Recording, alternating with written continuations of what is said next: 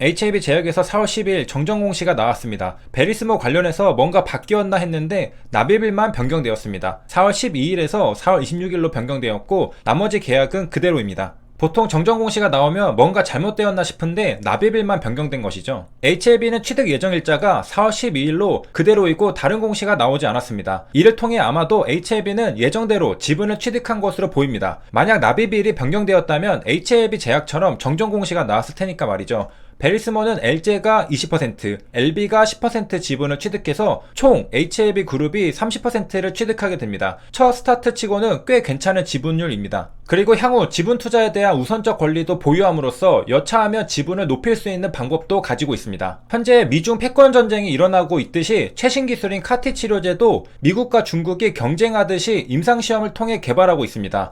카티 치료제는 미국과 중국이 전체 임상시험의 과반 이상을 차지하고 있습니다. 그러니까 현재 진행되고 있는 임상시험의 절반은 미국 아니면 중국이라는 겁니다. 구체적인 숫자는 중국이 160개, 미국이 122개입니다. 미국이 더 많을 줄 알았지만 실제로는 중국이 미국보다 등록된 임상시험의 숫자가 더 많습니다. 이렇게 중국이 활발하면 떠오르는 기업이 있죠. 항서제약입니다. HAB는 미국과 중국의 가교 역할을 할 수 있습니다. 베리스모는 미국 펜실베니아 대학교, 즉 유펜에서부터 시작된 미국의 기술입니다. HAB가 개발하려는 카티 치료제 기술은 미국에서 나온 기술입니다. 그런데 HAB는 항서제약이랑도 친하죠. 리버세라닙의 물질 특허를 HAB가 가지고 있고 항서제약에게 로열티를 받고 있습니다. 그리고 항서제약의 파이루티닙이라는 신약 후보 물질도 HAB 그룹에서 LI하기도 하는 등 교류가 많이 있습니다. 미국이랑도 친하고 중국의 항서제약이랑도 친한 만큼 HAB는 적어도 카티 시장에서는 굉장한 기회를 포착할 수 있을 겁니다. 왜냐? 카티 치료제 개발의 절반 이상이 미국 아니면 중국이기 때문입니다. HAB는 퍼스트 무버에 가까운 모습을 보여주고 있는데요. 굉장히 빠른 편입니다. 카티 치료제는 혈액암을 대상으로 임상시험이 이루어져 왔습니다. 그리고 FDA 승인을 받은 것도 혈액암이었죠.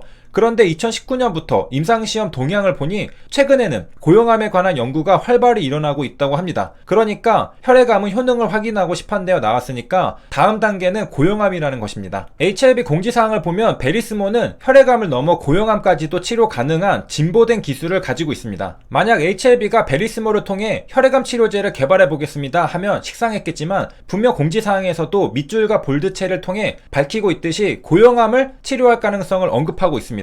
혈액암은 이미 경쟁자들이 있는 상태죠. 킴리아부터 시작해서 시판된 약들이 있습니다. 그래서 아직은 미개척지인 최근 임상 연구가 이뤄지고 있는 고용암을 염두에 두고 있는 것입니다. 2019년부터 고용암 연구가 활발해지기 시작했는데 1, 2년밖에 트렌드가 시작되지 않은 굉장히 빠른 행보라고 볼 수 있겠습니다. 성공하면 대박이 나겠습니다. 뭐든 블루오션은 남들이 개척하기 전에 내가 빨리 개척해야 블루오션이 됩니다.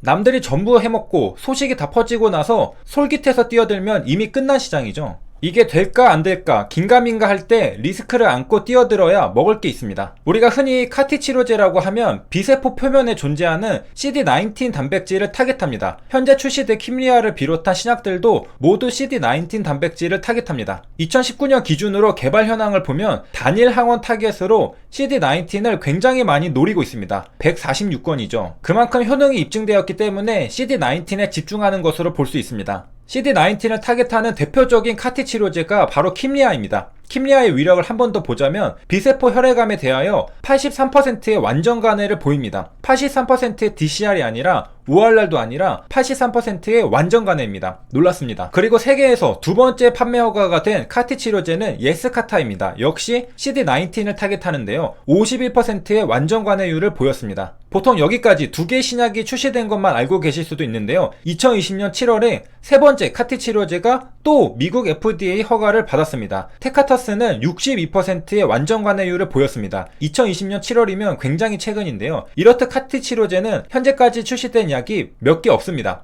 앞으로는 기하급수 쪽으로 많아질 텐데 초창기 개발된 기업들이 시장을 선점하고 수익을 크게 볼 가능성이 높습니다. 그리고 카티 치료제는 최신 기술에다 맞춤형이기 때문에 굉장히 약가가 비싸죠. 그리하여 현재까지 출시된 카티 치료제는 킴리아, 예스카타, 테카터스인데요. 모두 CD19을 표적으로 합니다. 역시 현재 카티 치료제로는 CD19을 표적으로 하는 것이 대세입니다. 그래서 관련 분야의 연구가 많이 진행되고 있는 것으로 보입니다. 하지만 이미 출시가 된 약입니다. 뭔가 더 업그레이드된 효능을 보여줄 수 있는 새로운 시도가 이뤄져야 합니다.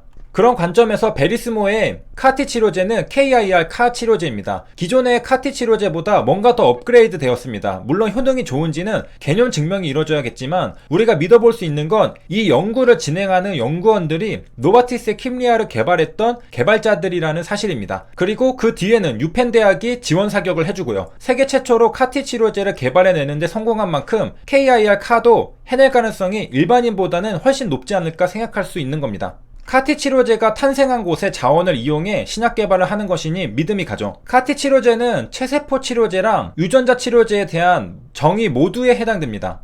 딱히 하나로 정의하기 어렵다는 것이죠. 왜냐하면 양쪽의 특성을 둘 다 가지고 있기 때문입니다. 최신 기술의 특징이 보통 이렇죠. 아직 어디로 분류할지 연구자들 간의 합의가 완벽하게 끝나지 않았다는 것을 의미합니다. 체세포 치료는 자가세포 등을 인체에 투여하는 것을 의미합니다. 카티 치료제는 내 몸에서 T세포를 뽑아내서 칼을 붙여서 다시 내 몸에 투여합니다. 이런 관점에서 체세포 치료라고 할 수 있습니다. 그리고 세포를 뽑아서 내 몸에 다시 넣어주는데 그냥 넣어주는 게 아니라 유전자 조작을 한 뒤 넣어주기 때문에 유전자 치료라고도 할 수 있는 겁니다. 체외에서 유전자 조작을 통해 칼을 붙여주는 것이죠. 현재 신약 개발 업계는 카티 치료제에 대한 개발이 활발합니다. 2020년 상반기에만 155건의 임상이 추가로 승인되었습니다. 이 발빠른 시기에 HLB는 가장 최신 기술인 카티 치료제 시장에 뛰어드는 것입니다. 최고의 개발자들과 함께 말이죠. 참고로 아까 봤던 국가별 임상시험 개수를 보면 중국과 미국은 시뻘겋고 일본도 살구색인데 한국은 회색입니다. 한국은 거의 없습니다. 분명 국내에서도 개발하고 있을 텐데 적어도 현재 이 자료에서는